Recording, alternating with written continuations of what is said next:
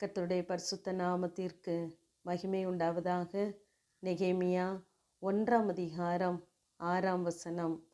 அடியேனுடைய ஜெபத்தை கேட்கிறதற்கு உடைய செவி கவனித்தும் உடைய கண்கள் திறந்தும் இருப்பதாக என்று நெகேமியா ஜெபிப்பதாக நாம் வாசிக்கிறோம். இந்த நெகேமியா சூசான் என்னும் அரண்மனையிலே இருக்கும் பொழுது அங்கு எருசலேமின் அலங்கம் இடிக்கப்பட்டதென்றும் அதன் வாசல்கள் அக்கினியால் சுட்டரிக்கப்பட்டதுமாய் கிடக்கிறது என்று கேட்டபொழுது அவன் உட்கார்ந்து அழுது சில நாளாய் துக்கித்து உபவாசித்து மன்றாடி பரலோகத்தின் தேவனை நோக்கி அவன் ஜெபிப்பதாக நாம் தொடர்ந்து வாசிக்கிறோம்.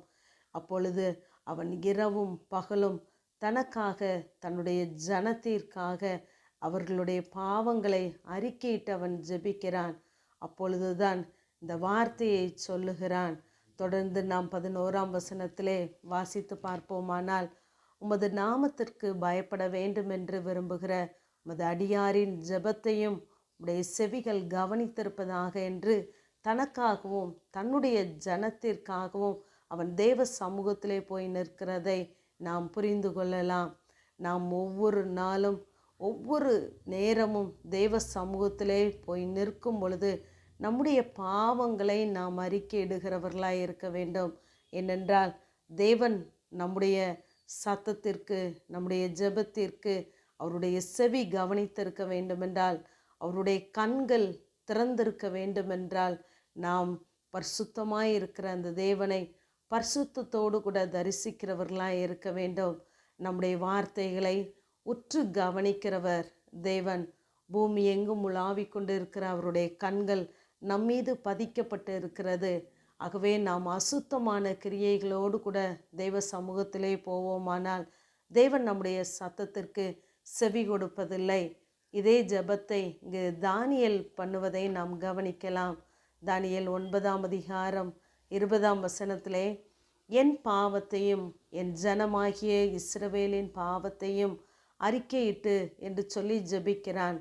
அப்படி ஜெபிக்கும் பொழுதுதான் நீ மிகவும் பிரியமானவன், ஆதலால் நீ வேண்டிக் கொள்ள தொடங்கின போதே கட்டளை வெளிப்பட்டது என்று நாம் வாசிக்கிறோம்.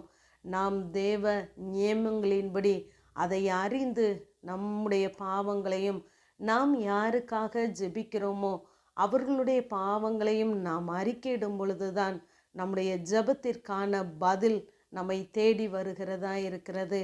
இப்படி தேவ நோக்கத்தை நாம் அறியாதபடி நாம் ஜெபித்து நம்முடைய ஜெபத்திற்கு ஜெயம் வரவில்லையே என்று நாம் நினைத்து கொண்டு சோர்ந்து போவோமானால் சத்துரு அதை ஆயுதமாக பயன்படுத்தி கொள்ள முடியும்.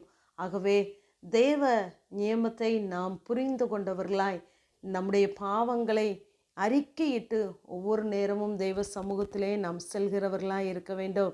இங்கு தாவீது சிக்லாக் என்னும் அனுபவத்திலே அவன் பலனில்லாமல் போகும் மட்டும் அழுகிறான். ஆனால் பின்பு தன்னை உணர்ந்தவனாய் தன் தேவனாகிய கர்த்தருக்குள்ளே தன்னை திடப்படுத்தி கொண்டான். திடப்படுத்தி கொண்டு தேவ சமூகத்திலே போய் நான் அதை பிடிப்பேனா, நான் அதை திருப்பிக் கொள்வேனா என்று கேட்டு அங்கு எல்லாவற்றையும் ஒன்றும் குறைவுபடாமல் தாவீது திருப்பிக் கொண்டான் என்று சொல்லி பார்க்கிறோம். நாம் எப்படிப்பட்ட சூழ்நிலையாய் இருந்தாலும் தெய்வ சமூகத்திலே போய் நிற்கிறவர்களாய் இருக்க வேண்டும்.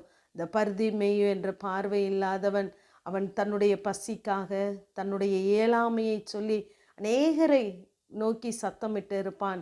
அப்பொழுது யாரும் அவனை தடுக்கவில்லை.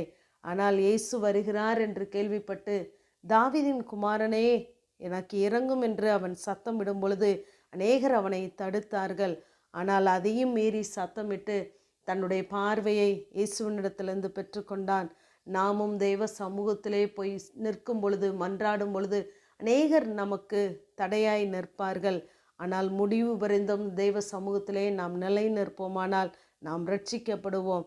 நம்முடைய ஜெபத்திற்கு தேவனுடைய கண்கள் நோக்கமாய் இருக்கிறது, அவருடைய செவி கவனித்தே இருக்கிறது. ஆமேன். ஜெபம். பிதாவாகிய தேவனே, குமாரனாகிய இயேசு கிறிஸ்துவின் நாமத்தின் மூலமாய் உடைய சன்னிதானத்திலே வருகிறேன்.